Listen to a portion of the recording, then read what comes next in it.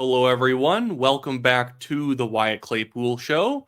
And today we're going to discuss the Cold War that you may not have known was even going on between Prime Minister Justin Trudeau and his own Deputy Prime Minister and Finance Minister Chrystia Freeland. Obviously, both of these people are bad actors. They're terrible politicians, terrible people, and their policy is awful. But it's still interesting to watch the way that Justin Trudeau just abuses his subordinates, some of the most loyal people in his government to him. You could argue that Chrystia Freeland is the most loyal person to Trudeau, maybe after Jagmeet Singh. And now Trudeau's basically trying to force her out, set her up for failure so that he can throw her under the bus, blame her for all the problems with the country's finances, and then maybe slot in Mark Carney. Obviously, this has been going on for quite a while now, of Mark Carney moving from just a background advisor to someone more forward in front of the cameras, talking about Canada's financial policy and wanting to help advise the Prime Minister. I think what's going on here is that fast forwarding 3 months from now, I think we might see Freeland move back to a different role, or say that she has decided that she's not going to be running again. She has a lot of Disney Plus to catch up on ever since she canceled that subscription for her family. So she's going to, be going and doing something else now. And then Mark Carney has the opportunity to jump in and become the finance minister.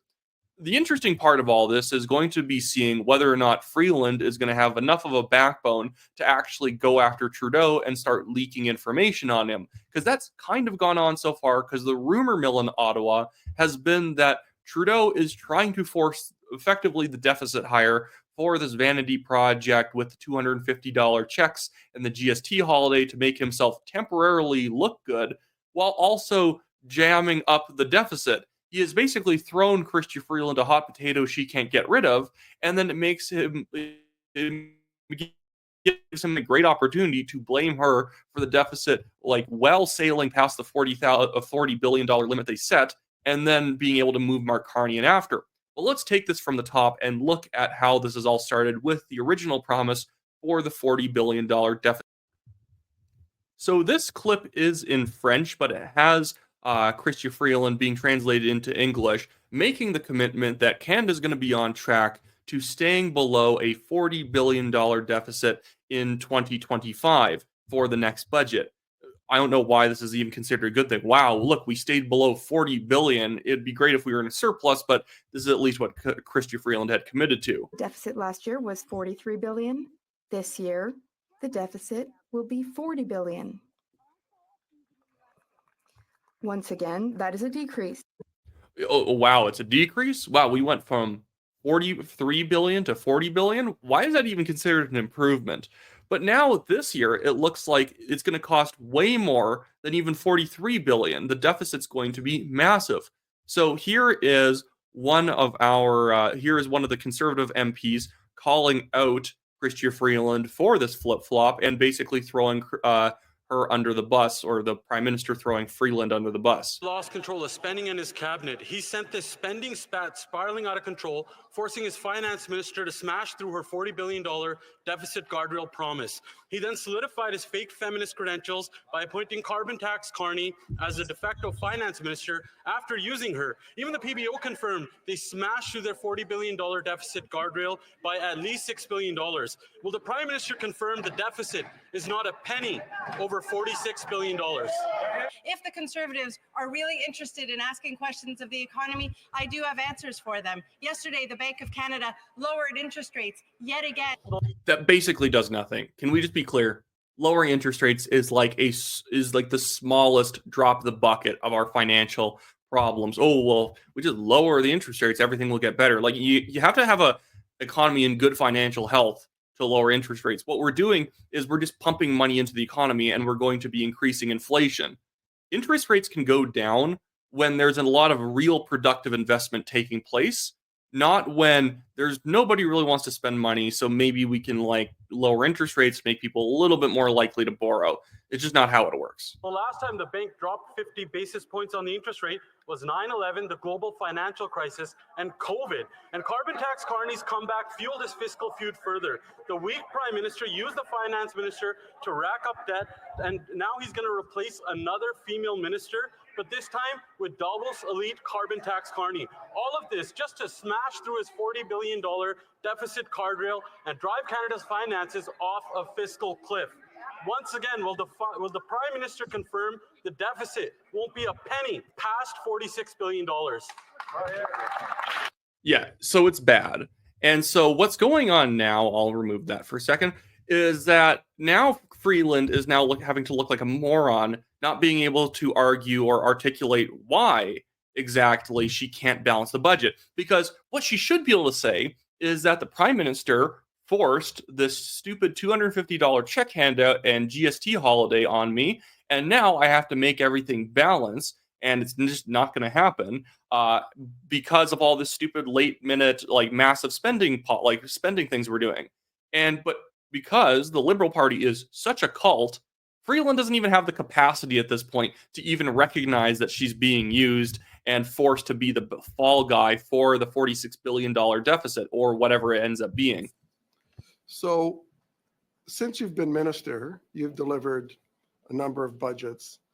Have any of those budgets that you delivered, has the deficit come in as projected? Has any one of them come in as projected? Actually, Mr. Perkins, we are delivering a far stronger and faster rate of fiscal consolidation. That doesn't mean anything. That literally doesn't mean anything. Can we just be clear? She's lying here. We have a faster rate of fiscal consolidation. Are we delivering the budget on time? Are we getting the budget in as projected? Are we? Well, the fiscal consolidation is happening faster than you think. This is just stupid corporate speak that people are done with in Canadian politics. Than anyone predicted, including our budget documents, when COVID first hit and when Canada experienced the deepest recession since the Great Depression.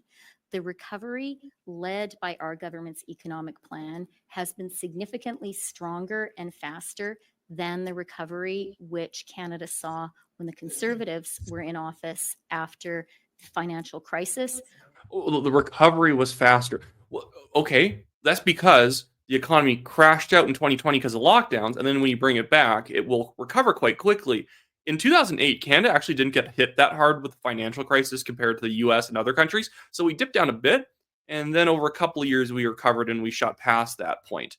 So yeah, oh my goodness, but it took us 2 years compared to just a year to recover. It's like, well, yeah, because we're having to recover from artificial problems in 2020, whereas in 2008, it was an actual international financial issue. Canada's financial issues right now, our economic issues, are all policy made. It's all government created problems, pretty much. Which was a shock, but a much milder shock than the COVID recession. And I'm very pleased that Canada is on track for a soft landing. Inflation has been in Bank of Canada's target range for 10 months for all of this year.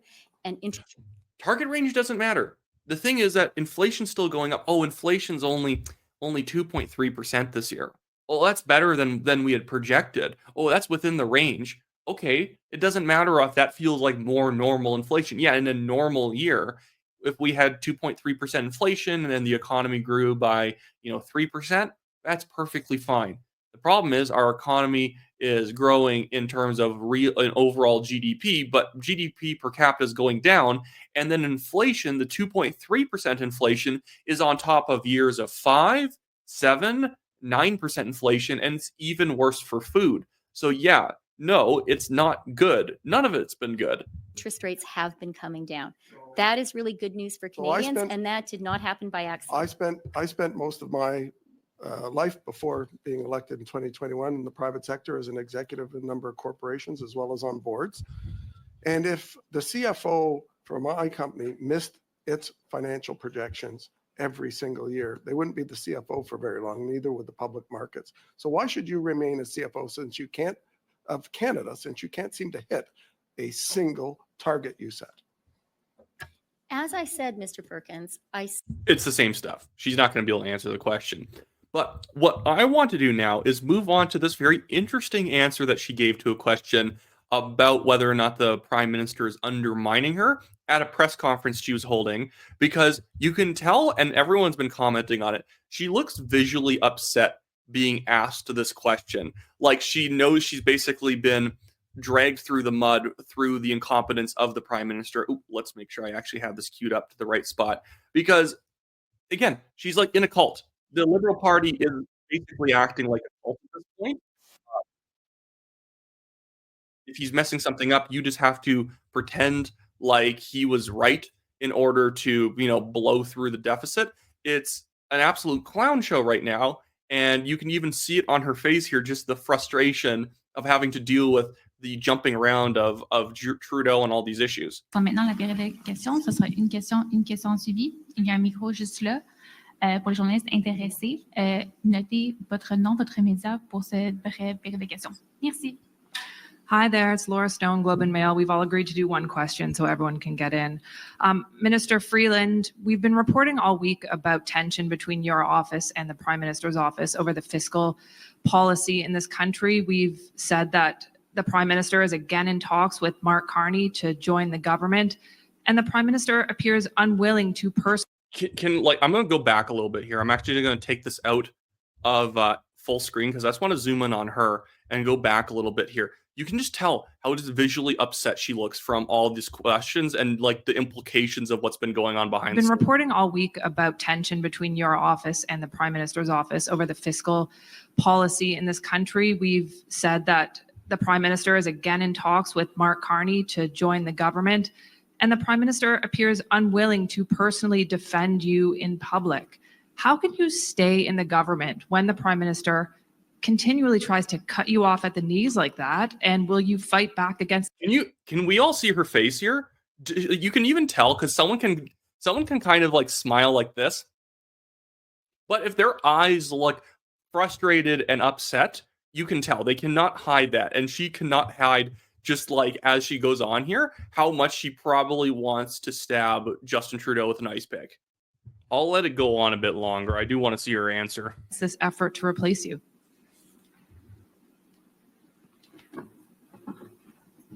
Well, thank you for the question. For me, it is a huge privilege that I do not take for granted to serve Canada and Canadians every single day. It's a big deal. There are kids here who went to school with my daughter who are great young innovators, and I'm really proud to be able to. Why is there no answer so far? Like, think to this to yourself. Why has the answer so far not been, there's no problems, I'm not being replaced, everything's fine? Or, I've been wanting to step back, and Mark Carney's taking a little bit more of the load. We have a lot of problems, we have to deal with. And so it's always better to have two sets of hands rather than one. She can't say it because the fact that basically Trudeau is torturing her, saying, get the deficit down to 40 billion. And then 3 weeks ago says, also, by the way, you're going to have to spend like 4 billion or something like that. I forget what the number is, delivering these $250 checks. Also, we're going to have a revenue shortfall because of the GST, HST freeze for 2 months. So, deal with it. Have fun with that. To offer them something that will help their company. I'm proud and grateful to be able to serve in the cabinet of the Prime Minister. And I really don't spend a lot of time focusing on Ottawa gossip. My focus is on. Why would you even acknowledge that there is this gossip and it's not just like a false rumor or something like that? The whole point is, guys, by the way, gossip is not good oftentimes, but oftentimes it's because it's gossip because there's something true about it. And there is something true about this. And again, as the thing goes on, you can even just look at the contortions of her face. She is deeply uncomfortable with this question. Again, if this was a nonsense point that only conservatives were trying to spread rumors about, she could even just come out and just say, no, nonsense, we're working fine together, everything's cool. On doing what I can to serve Canada and Canadians in what's a really challenging time for our country. Next question, prochaine question. Yeah, that was bad. She's not probably going to last for another 3 months or so. She might still be in the government. She's still the deputy prime minister, which is a high enough role. Maybe Trudeau can shuffle her under a bus and then place her back in the deputy prime minister role, keep her there in stasis, because the deputy prime minister really doesn't do anything, and he doesn't want to, get accused of being a fake feminist. And so he'll, make sure that she at least still has a somewhat prominent role, even if she's not doing anything. Remember when he was making the speech the other day in front of that equal rights organization, or it was Equal Voice? It's a feminist organization that wants to get more women in politics. I find all that kind of silly. We shouldn't be wanting anyone from any specific group more in government through artificial means or artificial promotion. But remember, at that event, Justin Trudeau had even said, well, I'm proud that I have appointed the first female finance minister. I do find this post quite funny from Pierre Poilievre, and I do want to later go on and replay that video from Equal Voice. But here's what Pierre Poilievre has been saying, because again, the Conservative Party wouldn't be needling on this unless it was something that there was, something to. You don't push on an issue that there's nothing behind. He said, Trudeau's been scheming for 6 months to ditch Freeland and crown carbon tax Carney as finance minister.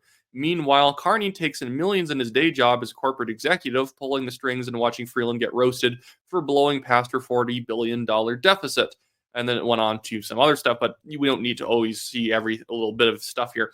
And so then he has this meme attached of Chrystia Freeland slowly being replaced by Mr. Mark Carney right here.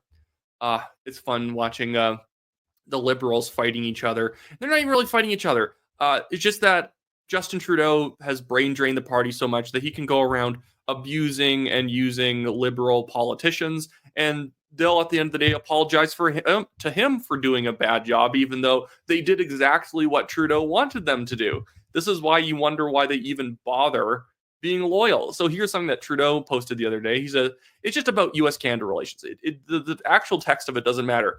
I find it so telling that in this photo, they couldn't get a frame of Chrystia Freeland's face and Justin Trudeau. I don't think she wanted a photo with him like this. Because people, again, in Ottawa, they know how things usually work. That's a weird photo. And people, I think, were looking at this and being like, well, why isn't it that we don't like you think you'd have a photo that makes it look like you guys are all unified and working together and whatnot, and just not no, it's just not there. It's just really awkward.